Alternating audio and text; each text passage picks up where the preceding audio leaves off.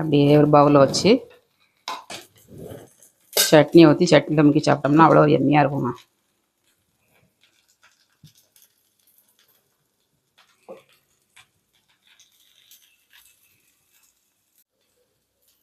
Emmy பணியாரம் ready.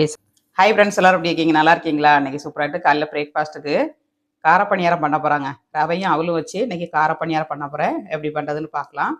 Video முழுவதும் skip பண்ணாமல் பாருங்கள். வீடியோ உங்களுக்கு பிடிச்சிருந்துன்னா லைக் பண்ணுங்கள், ஷேர் பண்ணுங்கள், கமெண்ட் பண்ணுங்கள். முதல் முறையாக பார்க்கறதா இருந்தால் சப்ஸ்கிரைப் பண்ணி வைங்க. அப்போ தான் நான் போடுற வீடியோலாம் உடனே அப்டேட் ஆகும். சூப்பர் டேஸ்ட்டாக இருக்குங்க. நம்ம ரவை வச்சு பண்ணதுன்னே யாரும் சொல்ல மாட்டாங்க. டிஃப்ரெண்ட்டாட்டு அவள் போட்டு பண்ணிங்கன்னா அவ்வளோ ஒரு டேஸ்ட்டாக இருக்கும். வாங்க வீடியோக்குள்ளே கார பணியாரம் எப்படி பண்ணுறதுன்னு பார்க்கலாம். இந்த மாதிரி ஒரு அகலமான மிக்சிங் பவுல் எடுத்துக்கோங்க. இதில் ஒரு கப்பு அவலுங்க.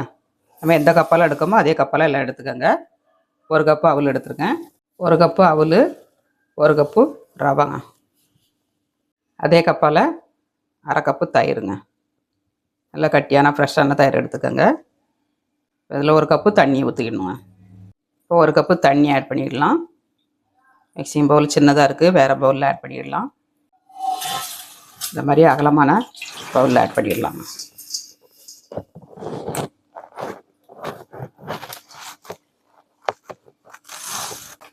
ஒரு கப்பு தண்ணியும் நம்ம ஆட் பண்ணிடலாம். இதை அப்படியே மிக்சிங் பண்ணி நம்ம ஊற வச்சுக்கணும். உங்களுக்கு எந்த அளவுக்கு தேவையோ அந்த அளவுக்கு எடுத்துக்கோங்க. இது 6 பேர் 7 பேர் சாப்பிட்லாங்க.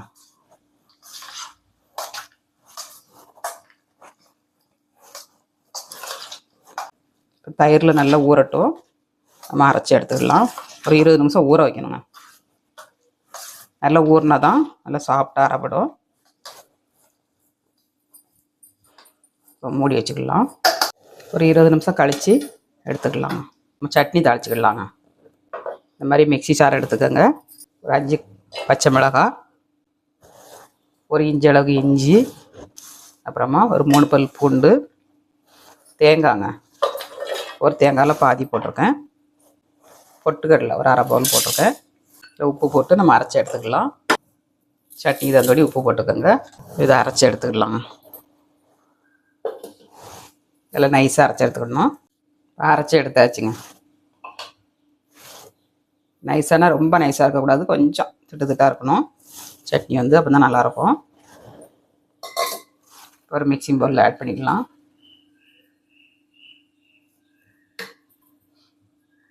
மிக்சி சார் அலம்பி கொஞ்சம் தண்ணி ஊற்றிடலாம்.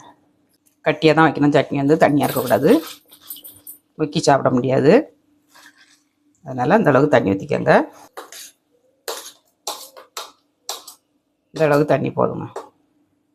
இந்த அளவுக்கு தண்ணி எடுத்துக்கோங்க. இப்போ தாளிசம் பண்ணிடலாம். இப்போ அடுப்பை ஆன் பண்ணிடலாங்க. தாளிசம் பண்ணதுக்கு அடுப்பை ஆன் பண்ணியாச்சு. ஒரு கடாயை அடுப்பு வச்சுக்கோங்க. இது கொஞ்சமாக நம்ம எண்ணெய் ஆட் பண்ணிடலாம். ஒரு ஸ்பூன் எண்ணெய் ஆட் பண்ணிக்கோங்க. இப்போ கடுகு ஆட் பண்ணிக்கலாம். எண்ணெய் ஹீட் ஆயிடுச்சு.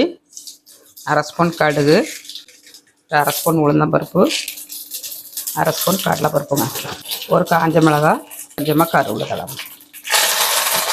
இதில் கொஞ்சமாக வெங்காயம் ஆட் பண்ணிக்கோங்க. சின்ன வெங்காயம் நல்ல மணமாக இருக்குங்க.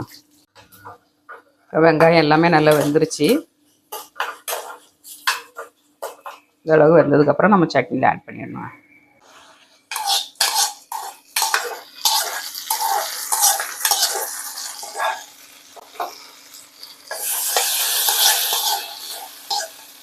சட்னி ரெடிங்க. கார பணியாரத்துக்கு சட்னி ரெடி ஆயிடுச்சு. இந்த அளவுக்கு திக்காக வச்சுக்கோங்க.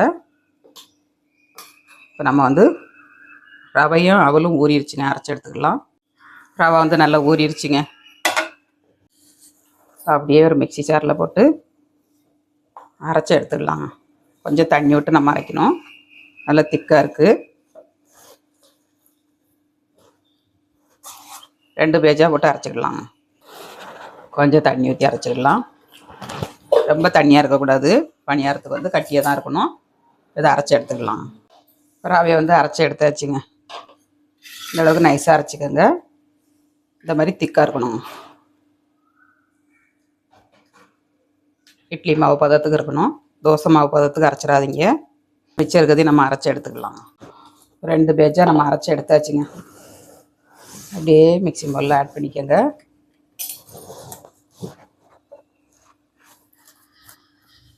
சோடா எதுவும் ஆட் பண்ணக்கூடாதுங்க. நம்ம அவல் போட்டுக்கனால சோடா போடாதீங்க.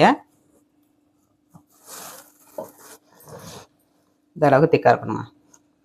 இட்லி மாவு பதத்துக்கு அரைச்சி எடுத்தாச்சு பாருங்க. இதில் வந்து நீங்கள் இட்லியாகவும் வைக்கலாம். வெஜிடபிள்லாம் போட்டு இட்லி கடாயிலேயே ஊற்றியா வைக்கலாம். பணியார குழியிலையும் விட்டு சுட்டு எடுக்கலாம். அரைச்சாச்சு. இதுக்கு தேவையான பொருட்கள்லாம் ஆட் பண்ணிடலாம்.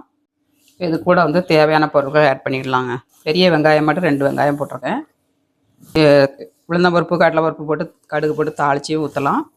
இந்த மாதிரியும் போடலாம் டேரெக்டாகவும். கேரட் ஒரு கேரட்டு பொடிசாக கட் பண்ணி வச்சுருக்கேன். இதை ஆட் பண்ணிடலாம். கருவேப்பிலை தழைங்க. இது ஒரு 2-3 கொத்து கருவேப்பிலை தழை, ஒரு 4 பச்சை மிளகாய், அப்புறமா மல்லித்தழைங்க.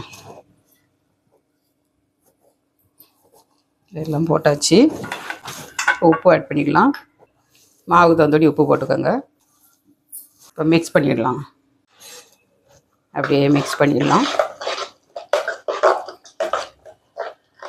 தாளசம் பண்ணி வெங்காயத்தெல்லாம் வதக்கி போட்டாலும் இதோட ரொம்ப டேஸ்ட்டாக இருக்கும்.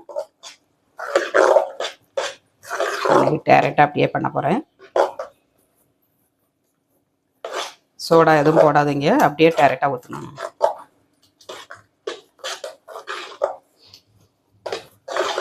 நல்லா மிக்ஸ் பண்ணியாச்சுங்க. பணியார குழியை அடுப்பில் வச்சு நம்ம ஊற்றிடலாம். அடுப்பை ஆன் பண்ணிவிட்டு நம்ம ஒரு பணியார குழியை அடுப்பில் வச்சுக்கலாம். இப்போ கடாய் நல்லா ஹீட்டாகிடுச்சு. நம்ம எண்ணெய் ஆட் பண்ணிடலாம். தேங்காய் எண்ணெய், நல்லெண்ணெய் எதுனாலும் ஆட் பண்ணிடலாங்க.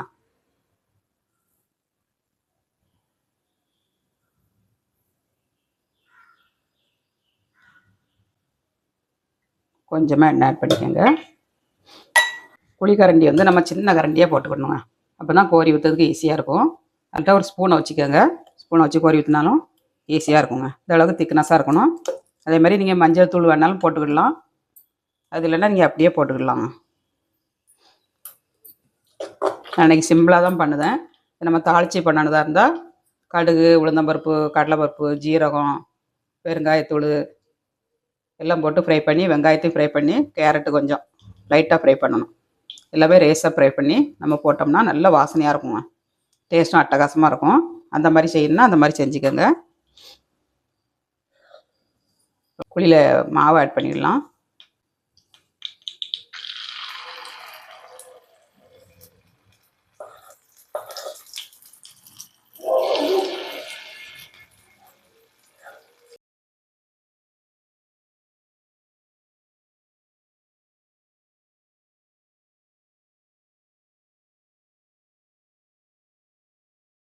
அடுப்பை வந்து மீடியமாக வச்சுக்கோங்க.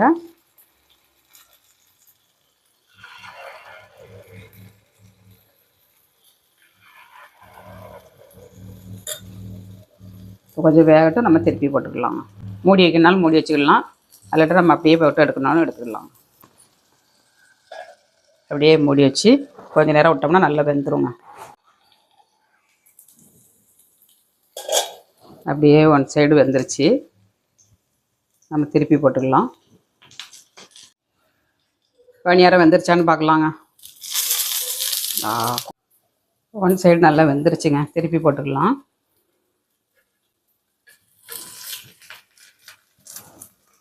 அப்படியே ஒரு ஸ்பூனை வச்சு நம்ம திருப்பினோம்னா திரும்பிடுங்க.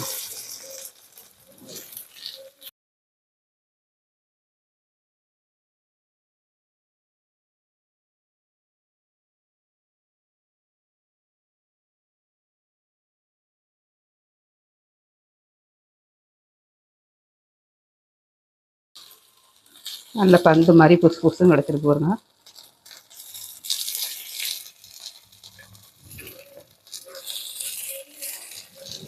அவ்வளோதான். கொஞ்சம் வேகட்டும். நம்ம எடுத்துக்கலாம்.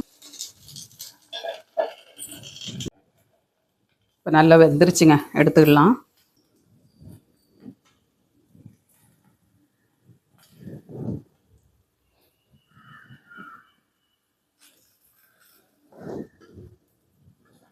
அப்படியே நம்ம ஒரு ஸ்டிக்கை வச்சு குத்தி எடுத்தோம்னா சூப்பராக வந்துடுங்க.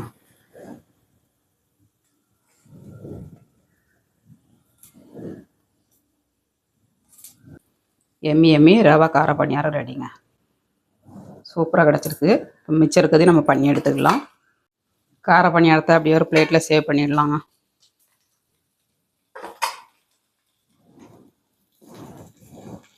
எம்மி எம்மி கார பணியாரம் ரெடி. வாங்க எல்லோரும் சாப்பிட்றதுக்கு.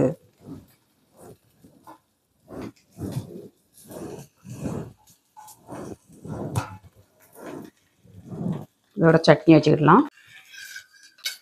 அப்படியே ஒரு பவுலில் வச்சு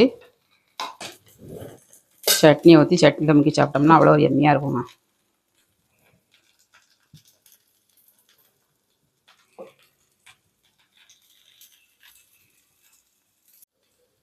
எம்மி எம்மி பணியாரம் ரெடி. சாப்பிட்டு பார்க்கலாங்க.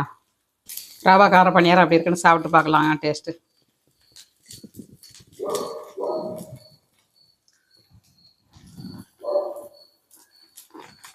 சூப்பராக இருக்குங்க. அட்டகாசமாக இருக்குது. நீங்களும் உங்கள் வீட்டில் ட்ரை பண்ணி பாருங்கள். நம்ம ரவையில் செஞ்சதுன்னே சொல்ல முடியாதுங்க. இட்லி மாவில் செஞ்சது மாதிரி இருக்குது. சூப்பர் டேஸ்ட்டுங்க.